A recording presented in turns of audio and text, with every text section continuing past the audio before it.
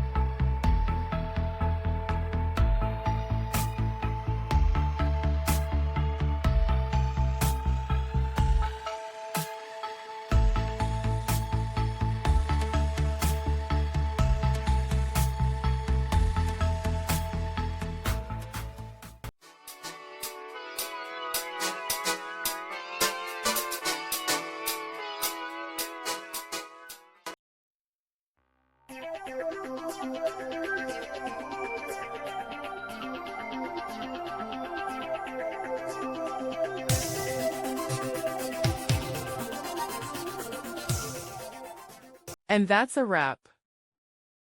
I hope you found the answer you were looking for. If you did, take a second to hit that subscribe button. It really helps out.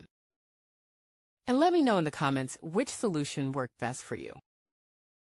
See you next time in the debug zone.